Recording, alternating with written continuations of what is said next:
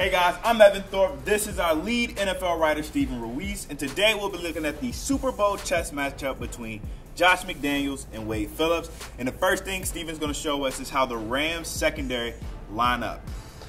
Yeah, so they don't really switch sides at all. Almost every play you're going to have Talib up here to the right of the offense, and then you're going to have Marcus Peters down here to the left of the offense.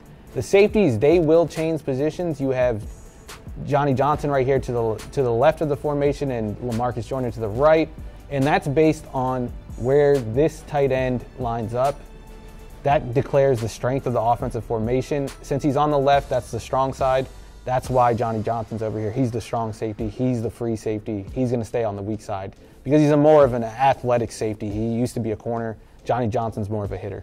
All right, so could you break down in an actual play how this all looks? Yeah, so I think on Sunday we're going to see a lot of man coverage from the Rams.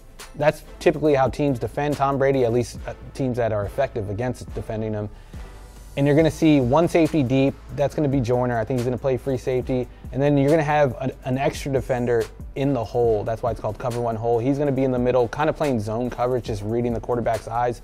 It could be a linebacker. It could be the strong safety, Johnny Johnson. And then at the other spot, you're just going to have tight man-to-man coverage. You can kind of see the dotted lines there. And we have an example of what that looks like in action. Let's just diagram this first. There you have Talib to the offense's right, like we said. We have Peters to the left. They're playing man-to-man coverage against those guys. The slot corner's locked in on the slot receiver. And then you have Johnny Johnson against the tight end. Again, he's on the strong side. And then you have Joyner deep, kind of just playing the deep middle.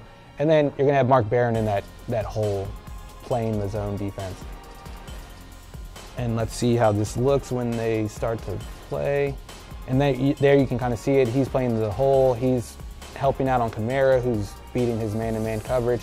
You have man coverage across the board. They're playing tight man-to-man. And then you have the safety right here. He's just reading Drew Brees' eyes. Brees is looking this way, so he's kind of working that way. What's going to have to happen if the Patriots aren't going to have success like the Saints did is they're going to have to get pressure on the pocket. They're going to have Aaron Donald and Sue push this middle and not give Brady a pocket like that, because that's just a huge pocket.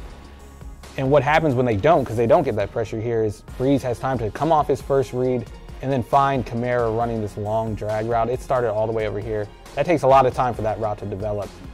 If there's pressure, he's not going to have time, but he does here, and he kind of has time to work back and then hits him for a third down conversion.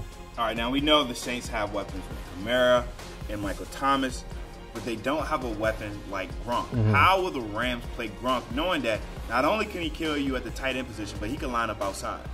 Yeah, and when he lines up outside, I think that's what they're going to have to plan for. What are they going to do?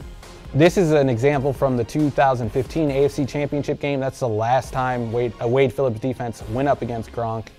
You see Gronk out here. He's lined up outside. And what the Broncos did, they put strong safety TJ Ward on him. They're actually playing a three-safety formation. But they're not just playing him one-on-one, because that's a mismatch the Patriots would take advantage of all day. They have this safety lurking over the top, and he's going to actually, after the snap, he's going to bracket Gronk and double-team him. And let's see what that looks like. You see right away his eyes are already on Gronk. Ward is playing with outside leverage. He knows that he has help on the inside, so he could just guard this area right here. And we'll fast forward a little more. So Gronk is running an inside route. He's an inside breaking route. You still see the safety out there with the outside leverage. But now he has a safety who can cut in on this route because he's playing inside. Brady actually makes that throw, and Stewart, who is the safety, nearly picks it off, but he can't grab it because the throw's so low. All right, now we know that the Patriots have had success early in games on the run, and I think throughout the playoffs, they're just leading teams, beating teams down and running all over them. So how will the Rams adjust to cover the run? Well, this is the front that Wade Phillips has kind of played all year. Well, he's going to have Sue right here. He's going to be in what's called the one technique, which is between the center and the guard. He's going to line up there. And he's going to line up to the strong side of the formation. Like we said, that's determined by where the tight end lines up. And then you're going to have Donald, the best defensive player in the league. He's going to line up as a three technique between the guard and tackle.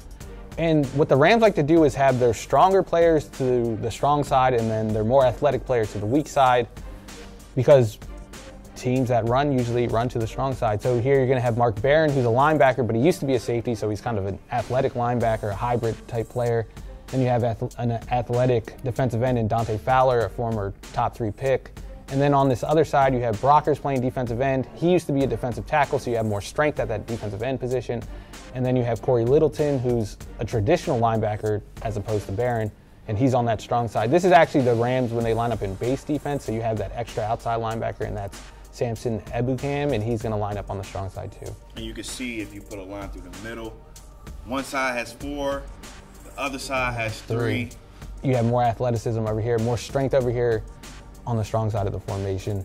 And I think the Patriots are going to take advantage of this because they know if they want to double team Aaron Donald, they know where he's going to be based on where their tight end lines up. If Gronk lines up over here, they know Donald's going to be on the opposite side. If he lines up over there, they know he's going to be here. I think one thing they could do is run counter plays where they kind of line up a tight end here and, you know, they have the strength over here and they get this weak side of the formation.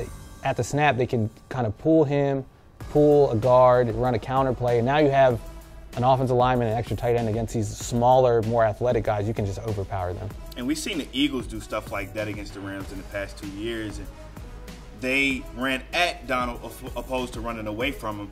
Will you see that from the Patriots? Yeah, that's kind of counterintuitive. You would think you want to run away from the best defensive player, but the Patriots, when they played Donald 2 years ago, they used a similar strategy where they ran just right at him almost every running play. Whenever Tom Brady checked at the line to a running play, it was usually directed at Donald, and they'd throw double teams at him, which they're doing here.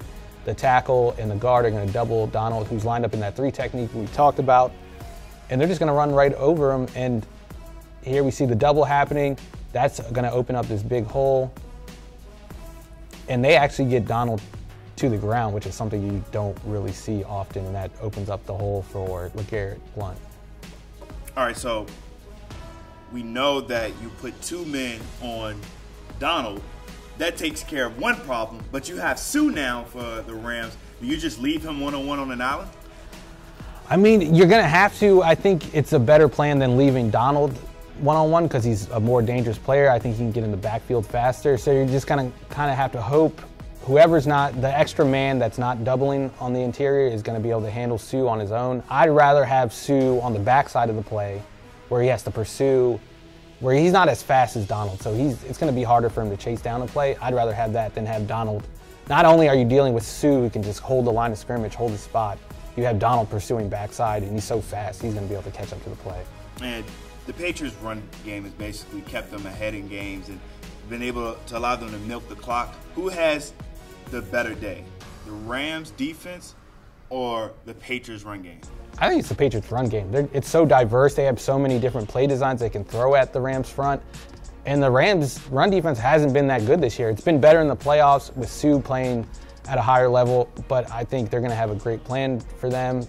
Offensive line coach Dante Scarnecchia, he's probably the best offensive line coach in the league. He's going to be ready for this front. He's going to take advantage of their aggressiveness with like some trap blocks, some pulling guards, and I think they're going to have a big day on the ground. All right, so what's your prediction for the game?